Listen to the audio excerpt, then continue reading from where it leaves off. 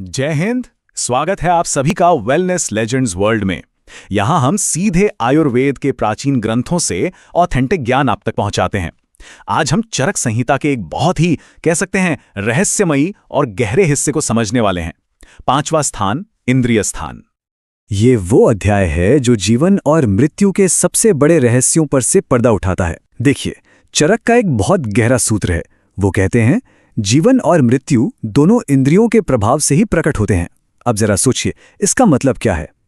इसका मतलब ये है कि हमारी सेंसेस, हमारी इंद्रियां सिर्फ दुनिया को देखने या सुनने का जरिया नहीं है, बल्कि असल में यही वो दरवाजा है जहां से जीवन और मृत्यु का अनुभव होता है। तो आज हम क्या क्या समझने वाले हैं? सबसे पहले देखेंगे जीवन, मृत्यु और इंद्रियों का ये कनेक्शन। फिर इंद्रिय स्थान के अंदर जो 12 चैप्टर्स हैं उन पर एक नजर डालेंगे। अरिष्ट के जो संकेत हैं उन्हें डीकोड करेंगे। मन और आत्मा का क्या संबंध है ये जानेंगे। और आखिर में ये भी देखेंगे कि ये हजारों साल पुराना ज्ञान आज के मॉडर्न टाइम्स में कितना रेलेवेंट है। तो चलिए शुरू करते हैं पहले हिस्से से, जीवन, मृत्यु और इंद्रियां। आखिर हमारी सेंसेस, हमारी चेतना का, हमारी कॉन्शियसनेस का बेस कैसे हैं? देखिए, इंद्रिय स्थान कोई फिजिकल साइंस की किताब नहीं है। ये तो आयुर्वेद का गहरा साइकोलॉजिकल और स्पिरिचुअल साइंस है, जो हमें बताता है कि एग्जिस्टेंस मतलब अस्तित्व असल में है क्या। तो इंद्रिय स्थान है क्या?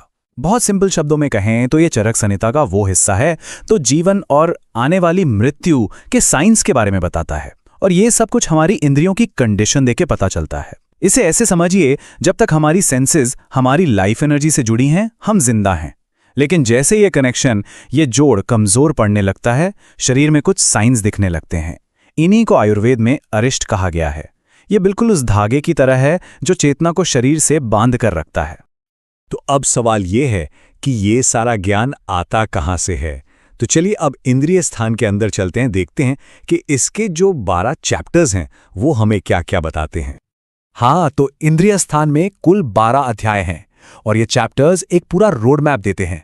हमारी सेंसेस नॉर्मली कैसे काम करती हैं, वहां से लेकर मृत्यु के जो बहुत सटल साइंस होते हैं वहां तक। और इतना ही नहीं, आत्मा, मन और इंद्रियों का जो फिलोसॉफिकल कनेक्शन है उसे भी ये समझाते हैं। और इस ग्रंथ का जो स्कोप है वो वाकई कमाल का है। अब देखिए, ये सफर शुरू होता है इंद्रिय विज्ञान से, यानी पहले अपनी सेंसेस को समझो। फिर ये स्वप्न विज्ञान जैसे चैप्टर्स में सपनों के रहस्यों को भी खोलता है। और आखिर में सर्व इंद्रिय नाश अध्याय तक ले जाता है, जो हमें चेतना के शरीर छोड़ने के बिल्कुल अंतिम क्षणों के बारे में बताता है।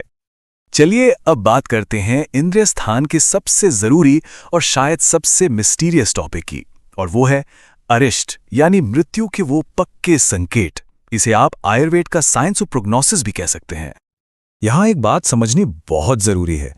ये जो अरिष्ट लक्षण है, ये कोई अंधविश्वास नहीं है।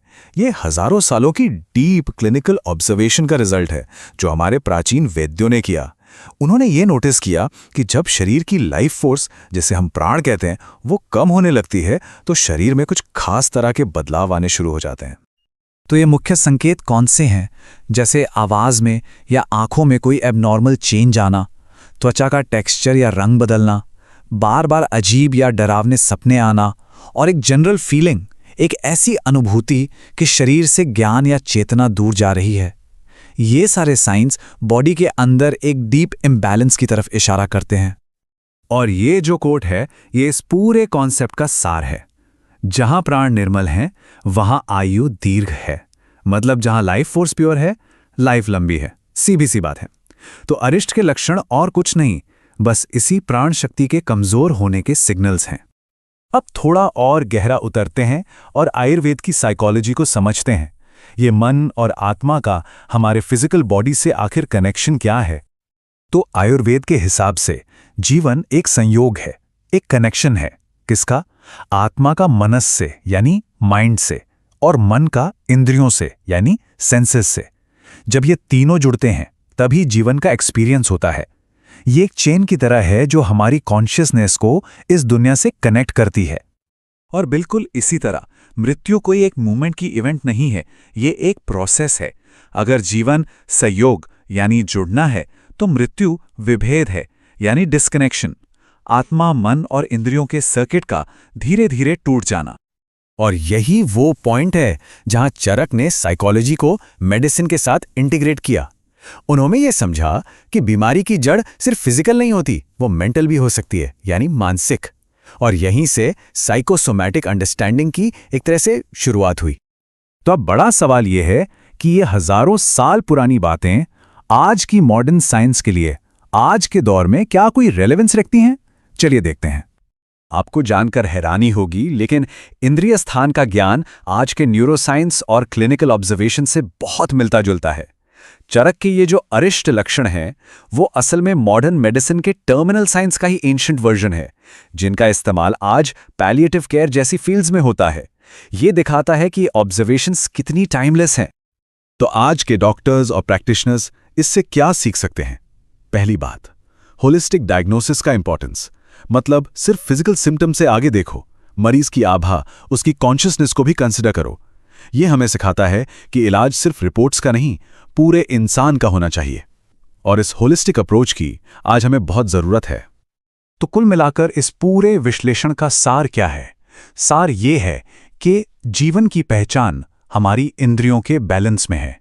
जब तक हमारी सेंसेस, हमारा माइंड और हमारी लाइफ फोर्स यानी प्राण एक हार्मनी में है, एक समन्वय में है, तब तक स्वास्थ्य है।